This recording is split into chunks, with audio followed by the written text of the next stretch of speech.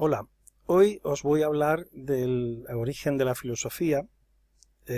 Hace ya 26 siglos que apareció la filosofía en la antigua Grecia y siempre se ha dicho que el origen de la filosofía, el nacimiento de la filosofía, tenía que ver con el paso del mito al logos, de las explicaciones mitológicas acerca del universo y de los dioses a una forma diferente y nueva, revolucionaria, de entender el universo a través de la razón, de la lógica. Pero dejadme que os explique un poquito más a fondo qué son los mitos y qué es el logos. Como todos sabemos, un mito es una narración, una leyenda, una historia antigua que tiene carácter mitad religioso y mitad literario, y en el que aparecen personajes fantásticos que representan muchos de ellos a fuerzas de la naturaleza. Zeus era el dios del cielo, representaba la fuerza del cielo y era al mismo tiempo el rey de los dioses. O Poseidón era, en la imagen que vemos de fondo, en esta presentación era el dios del mar, el dios de los océanos, y por tanto se confundía o se interpretaba como la propia fuerza del mar. Bueno, en fin, estas historias permitían a los antiguos griegos conocer su origen, el origen del universo y de los dioses y de la propia humanidad. Y que fueron recopilados, como todos sabemos, por grandes poetas como Homero y Hesíodo. Sobre todo Homero, quien recopiló y asentó toda esa serie de historias que transcurrían de forma oral, de padre a hijo, y que a través de la Odisea y la Ilíada pues ya toman una forma común, lo que podría llamarse podríamos decir que sería algo parecido a la Biblia de los griegos, ¿no? Por su parte, llamamos logos a esa explicación racional que aparece, como digo, en el siglo VI o VII antes de Cristo, donde algunos de aquellos griegos decidieron que era mejor explicar el universo basándose en la lógica, en la observación de la naturaleza, en lo que hoy llamaríamos la ciencia, porque en aquella época ciencia y filosofía significaban lo mismo. Y esa era su forma de explicar los fenómenos naturales. Eso dio lugar, como digo, podríamos decir que a la civilización occidental, de manera que en Grecia se encuentra la cuna de nuestra cultura, ¿no? Si somos europeos, es gracias a filósofos como Tales de Mileto, filósofos matemáticos, físicos, tanto daba en aquella época. Por tanto, vamos a ver que se tratan de dos tipos de personajes muy diferentes, los que dan lugar a los mitos y los que dan lugar al logos. Pero son también dos formas muy diferentes de entender el universo, de entender la naturaleza. La naturaleza guiada, dirigida, dominada por los dioses, o una naturaleza dirigida, dominada por leyes naturales, no leyes sobrenaturales. Por una parte, cuando los dioses dominaban el mundo, cuando todo dependía de su voluntad, la naturaleza aparecía como un misterio, como algo imposible de conocer o de prever para los simples mortales.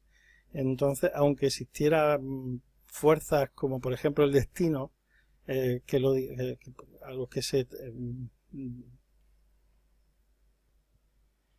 bueno, el destino era incluso obligatorio para los propios dioses, era inapelable.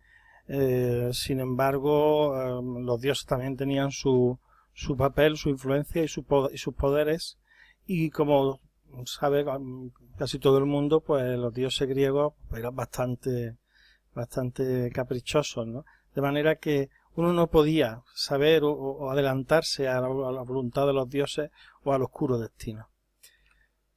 Sin embargo, la naturaleza tal como se ve desde el punto de vista de la ciencia o de la filosofía, aparece como un lugar ordenado, como un cosmos que se puede comprender, que se puede entender porque es racional. Entonces, ellos utilizaban precisamente la palabra cosmos para referirse al universo en ese sentido de que en el universo rige la armonía, el equilibrio, hay una proporción, las cosas están en su sitio y cada cosa desempeña un papel, una función, de manera que el conjunto aparece como algo hermoso. Por eso de la palabra cosmos viene la palabra cosmética, porque ellos veían el universo como un orden bello.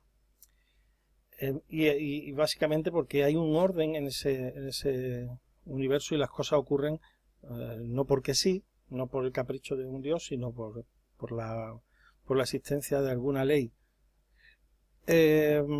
Más concretamente, podemos analizar las características de los mitos y cómo se veía la naturaleza a través de ellos.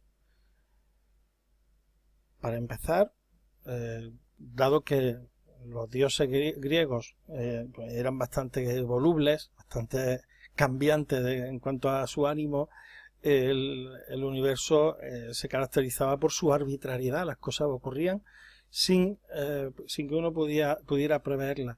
De manera que era un universo arbitrario. Arbitrario que es lo contrario de necesario.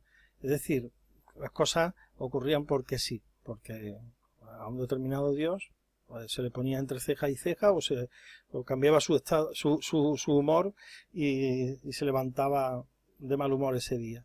Entonces era imposible para el ser humano predecir la voluntad de los dioses. Por ejemplo, vemos en la imagen la historia de Cronos, el dios que devoraba a sus propios hijos, y que lo hacía precisamente porque el destino le había marcado que sería destronado por uno de sus hijos, y entonces él los devoraba antes de que crecieran.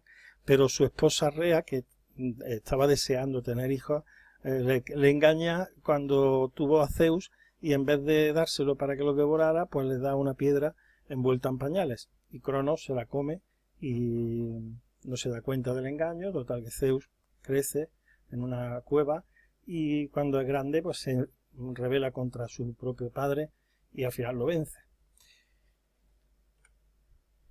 Por su parte, desde el punto de vista de la lógica o de la razón, la naturaleza no es caprichosa, la naturaleza está sometida a leyes, a reglas. Precisamente por eso su comportamiento es regular, no es caótico. De ahí viene la palabra regla, por ejemplo en las mujeres, significa aquello que ocurre de forma regular. Las cosas no ocurren porque sí, ocurren como deben ocurrir. Aquí vemos, por ejemplo, la imagen del universo antiguo para filósofos como Aristóteles o Ptolomeo, en el que, bueno, la Tierra estaba en el centro del universo, ya lo sabemos que ese era un error, pero lo más importante es que los planetas giraban alrededor siguiendo su propia órbita y no podían salirse de esa órbita circular, de ese movimiento permanente y continuo. Había un orden en el universo. La segunda comparación que hacemos es entre, por una parte, los mitos que nos muestran una naturaleza cambiante, imprevisible, ante la cual no existen, como hemos dicho, reglas ni leyes, y en la que uno, como mucho, pues puede simplemente ofrecer sacrificios, oraciones a los dioses para intentar ganarse su favor, pero nunca se tiene la seguridad de que se vaya a conseguir con ello. Entonces se hacían ofrendas, libaciones, que consistían en derramar, por ejemplo, vino en honor de los dioses, y verdaderos sacrificios, como por ejemplo la hecatombe. Una hecatombe literalmente consistía en sacrificar 100 bueyes, 100 vacas, para un determinado dios, para una determinada hazaña.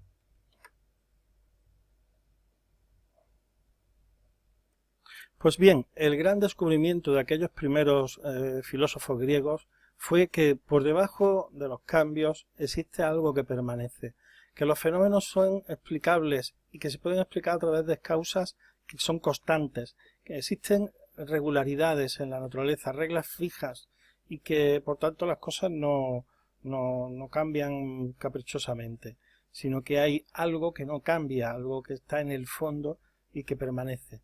Como vemos, por ejemplo, aquí en las leyes del universo, tal como las explicó uno de los primeros filósofos griegos, Anaximandro de Mileto.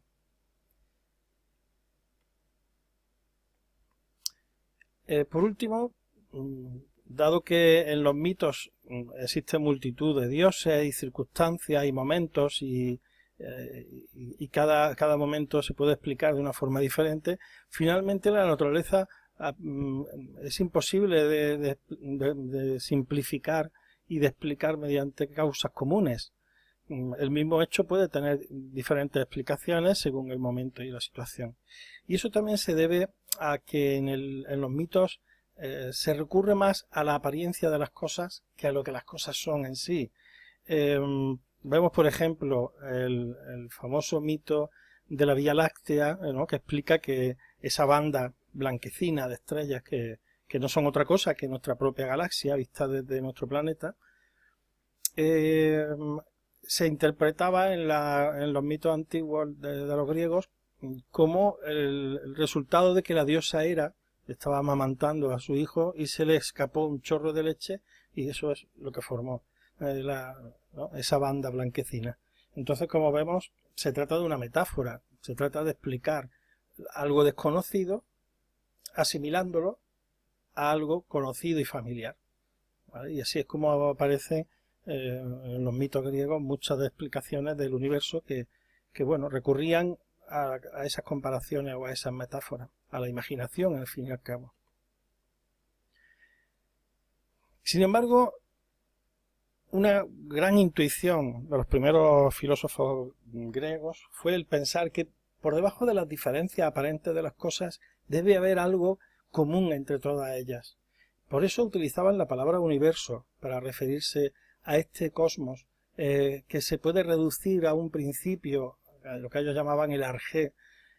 Se puede explicar mediante causas comunes y por tanto van al fondo, no a la apariencia, sino a lo que las cosas en el fondo son.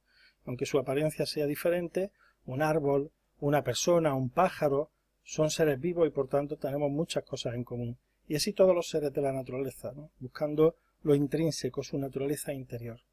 Por eso decía uno de los grandes filósofos de la antigüedad, Heráclito, que hay una armonía invisible más importante, más fuerte que la armonía visible.